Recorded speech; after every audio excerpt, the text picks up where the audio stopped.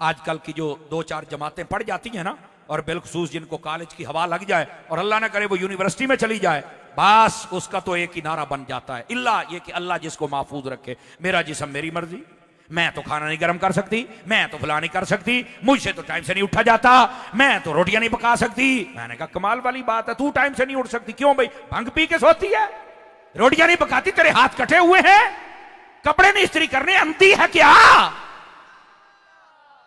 क्या ड्रम में करती है भाई? और तेरी मां ने सारी ये जाती ये काम किया, तुझे क्या है? और ये काम बंदा अखलाकी तौर पर भी करता है। आजकल की औरतों को बागी नहीं होना चाहिए। अगर मेरे नबी की लाडली बेटी हजरत फातिमा काम करती है तो मेरी बेटी भी काम करे ना। आपने तवज्जो नहीं फरमाई मेरी बात पर, वरना आप यूं ना बैठते, आप सुभान अल्लाह ऊंचा कहते। कमाल वाली बात है, उनके हाथों पे छाले पड़ जाते थे और तू सारा दिन मोबाइल ही चलाती रहती है, क्यों भाई? क्या मसला है यार? खुदा के बंदो इन औरतों को समझाओ। और सुने, जो औरतें कहती है ना मैं नहीं कुछ कर सकती, मैं नहीं कुछ कर सकती, जब ये बूढ़ी हो जाती है ना, बूढ़ी, तो ये बेचारी फिर होटलों पे जाती हैं, फैक्ट्रियों पे जाती हैं और जाके कहती हैं मुझे रोटियां पकाने के लिए रख लोगे, मुझे कोई नहीं सहारा देता। तो मैंने कहा सारी जिंदगी जिन्होंने तुझे सहारा दिया था कहां गए वो इंटरनेशनल कंजर? बुला उन बापों को जिनके सर पे तू नाचती थी, अपने मां बाप की बगावत की, इस्लाम की बगावत की, बुला।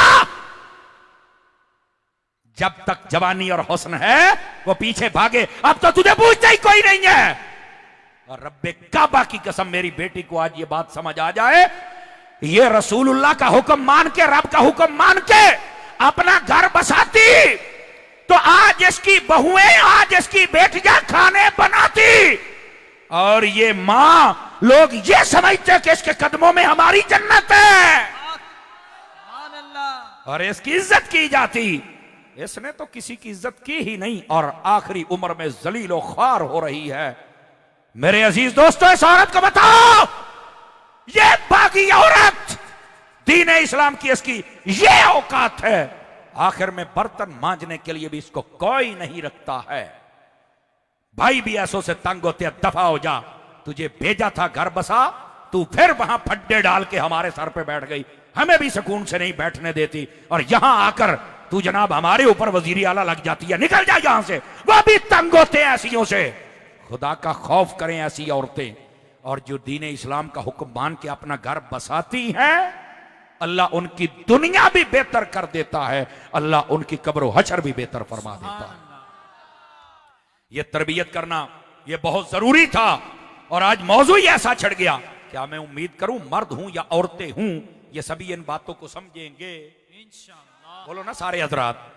तो औरत पर पहली चीज अखलाकी तौर पर जो चीजें मर्द को पसंद हूं वो करे, और जो ना पसंद हूं वो ना करे, अखलाकी तौर पर। समझ आ रही मेरी बात की? और अगर मर्द गैर शरई काम की इजाजत दे, बिल्कुल नहीं करना, हुक्म दे तब भी नहीं करना।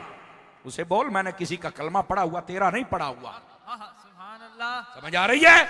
और दूसरी बात, इस औरत पर दूसरी चीजें, अपने शौहर की इज्जत और एहतराम करे, सामने बक बक ना करे, जो जायज काम कहता है उस बात को माने।